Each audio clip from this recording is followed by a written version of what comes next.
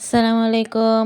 সবাই কেমন আছেন? আলহামদুলিল্লাহ আমিও ভালো আছি। আজকে আপনাদেরকে দেখাবো আপনার ভাইয়া কিভাবে ভাপা পিঠাটা বানায়। পিঠাটা ভাপ দেওয়ার জন্য পাতিলার সরাটা আটা দিয়ে সেট করতেছিল। এটা আটা যেটা প্যাকেটের আটা পাওয়া যায় সেই আটাটা আরিস্তাকে সাহায্য করতেছিল। পাতিলটা সেট হয়ে গেলে চালের গুঁড়ার মধ্যে লবণ ও পানি দিয়ে দিবে।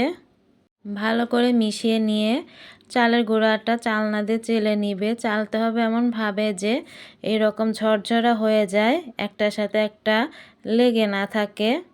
পরে চুলাতে পাতিল বসে দিয়ে তাতে পানি দিবে। পানিটা ফুটে আসলে পিঠা পিঠা বানানোর যে সরা সেই সরার উপরে চালের গুঁড়া নিবে।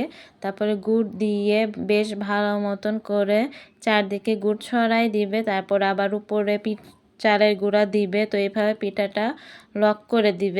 নেটের সাহায্যে পিঠাটা পাতিলের উপর বসাই দিবে। বসাই দেওয়ার পরে নেটটা তুলে নিবে। তুলে নেওয়ার পরে একটা ঢাকনা দিয়ে ঢেকে দিবে। তো ততক্ষণে পিঠা হতে থাকবে।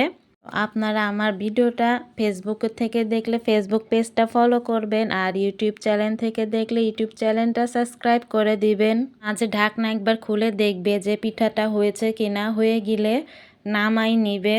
বাস হয়ে যাবে আমাদের এই ভাপা পিঠা। তো বলুন আপনারা কে কে পছন্দ করেন এই ভাপা পিঠাটা। তো আমাকে আপনার ভাইয়ার পিঠা বানানো কেমন হয়েছে সেটা আমাকে কমেন্ট করে জানাবেন এবং আমার পাশে থাকবেন। আপনার একটি ভালো কমেন্ট আমাকে ভিডিও বানাতে আরও উৎসাহ করবে। তো সবাইকে ধন্যবাদ। ভালো থাকবেন, সুস্থ থাকবেন। আল্লাহ হাফেজ।